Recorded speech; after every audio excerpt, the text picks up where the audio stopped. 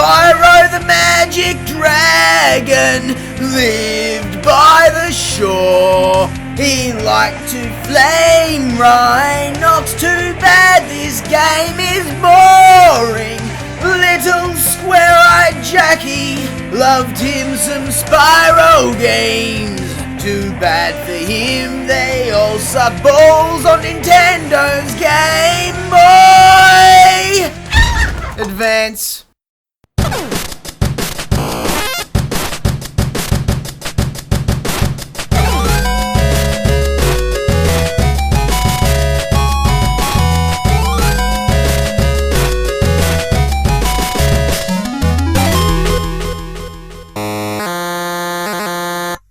Today, I want to take a look at some Spyro games on the Game Boy Advance.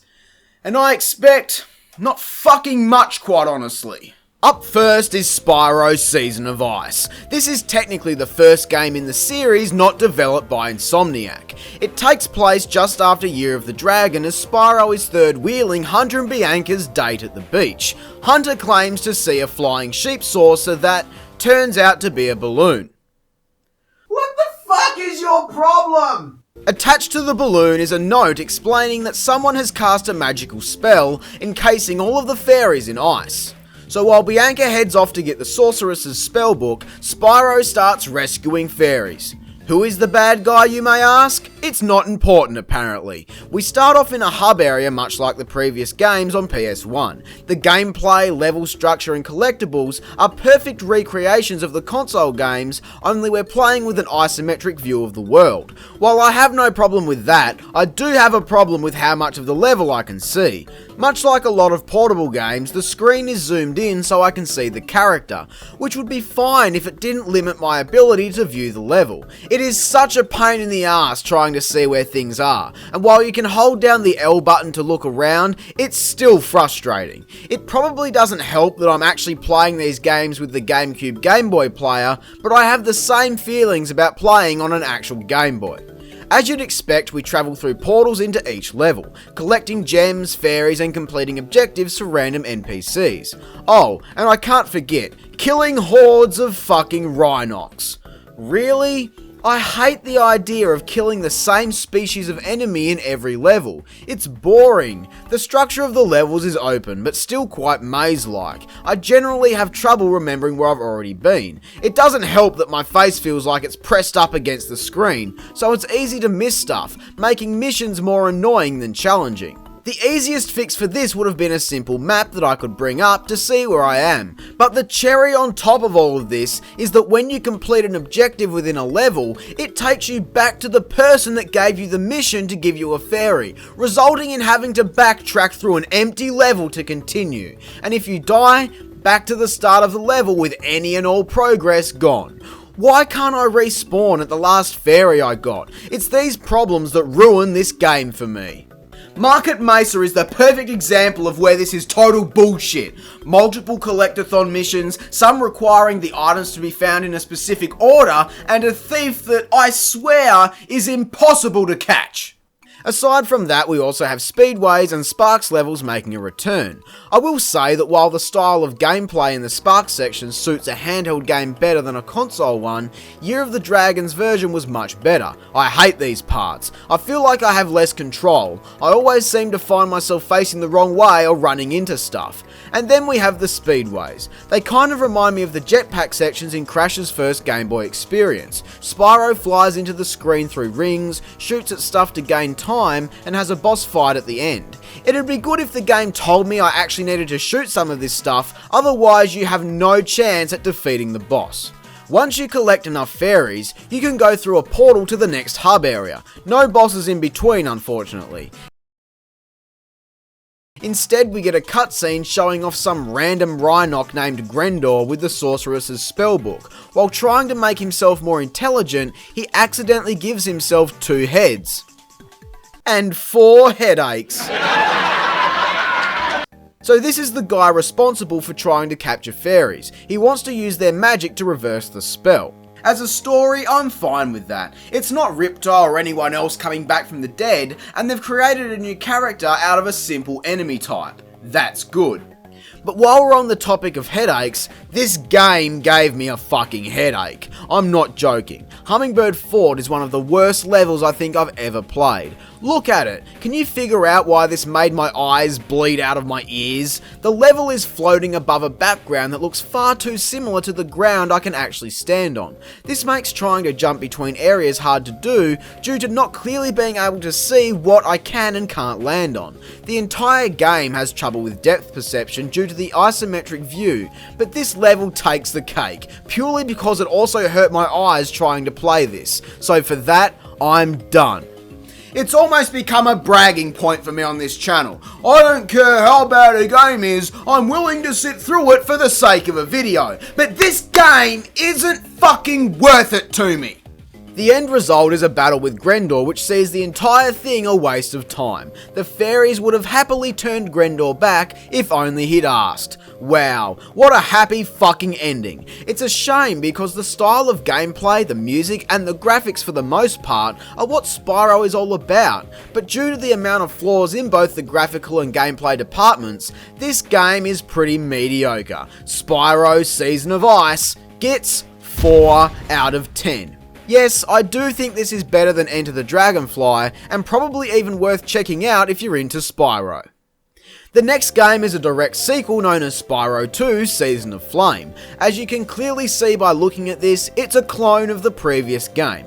The story has Ripto steal all of the fireflies in the dragon realms, resulting in the world getting colder and the dragon's flame breath turned to ice breath. I'm glad that the story is fully explained here, and it's an interesting concept, until you unlock flame breath in the first level. At least they tried. But did it really have to be Ripto? And his minions are Rhinox.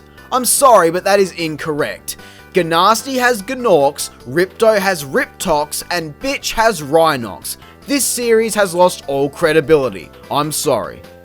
So like I said, the game is a copy and paste of Season of Ice, but there are some new noteworthy things. For starters, the level design is much better. While a lot more linear, I don't get lost, making it more fun. That's a good thing. The boundaries of the levels are also more defined, limiting cheap deaths by falling off of the level. That's a good thing. But even if you do die, you don't lose progress on missions, and there is a fairy in each level to serve as a checkpoint, so that you don't have to backtrack through an empty level.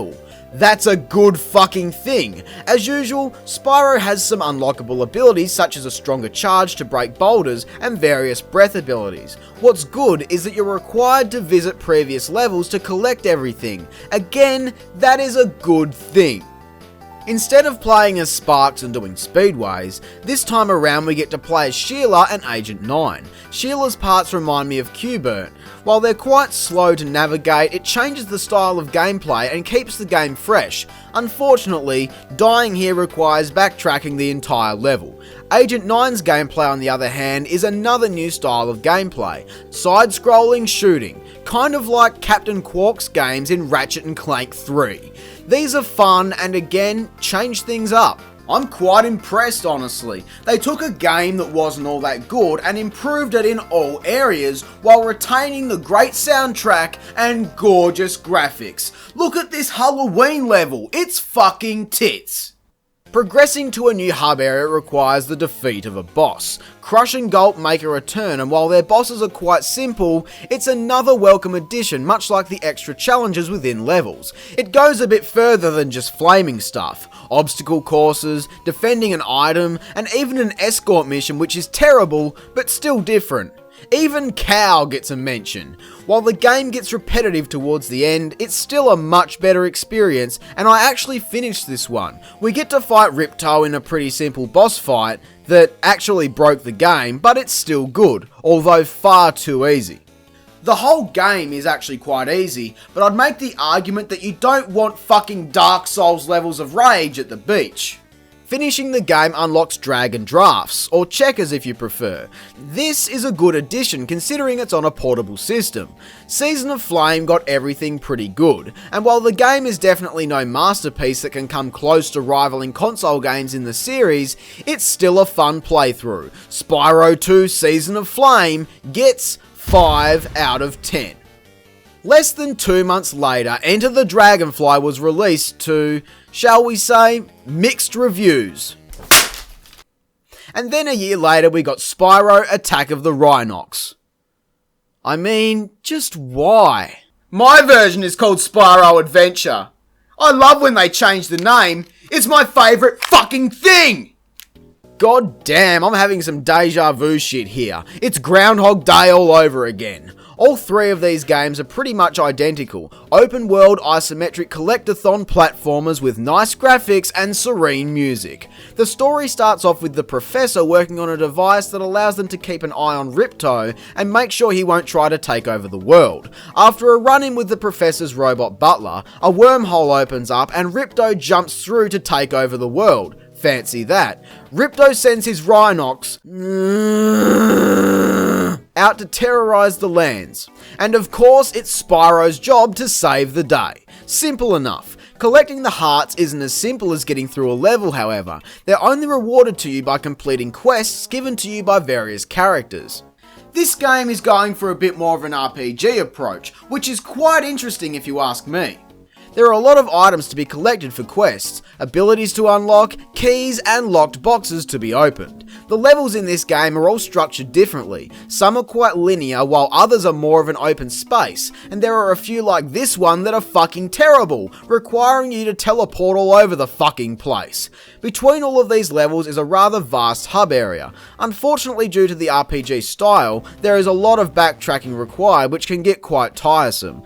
The entire game is just going from location to location using various abilities to collect items. Some of these items can be found in levels, others can be purchased from money bags, or are rewards for completing challenges, which there are many of. Rescuing penguins, winning races, or destroying all of the enemies in a level, to name a few. When you collect all of the items for a certain quest, you get a heart. It's pretty simple.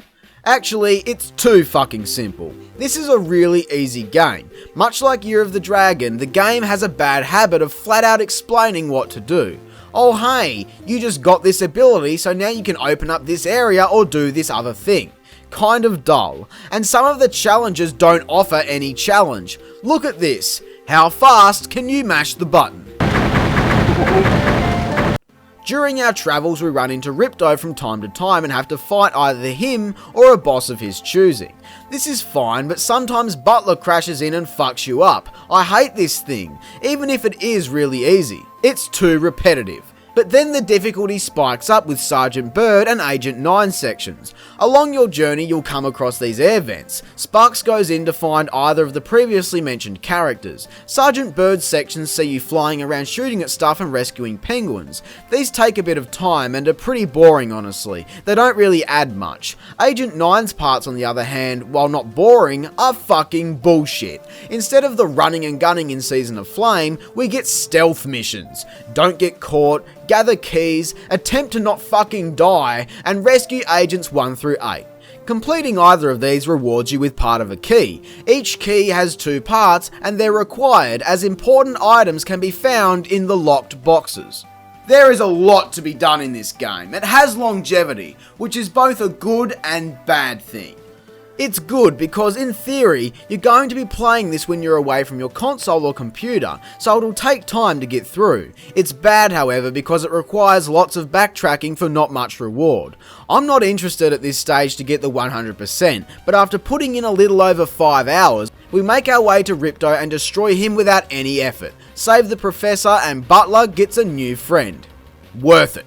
This is a good game. Again, no masterpiece, but still worth a playthrough in my opinion. Spyro Attack of the Rhinox, aka Spyro Adventure, aka not the Skylanders one because fuck that, gets 5 out of 10. Well, that's all of the Spyro games on the Game Boy Advance.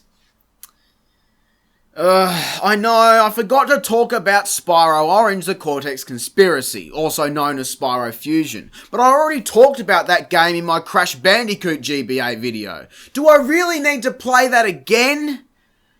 I guess I'd better give it a quick look.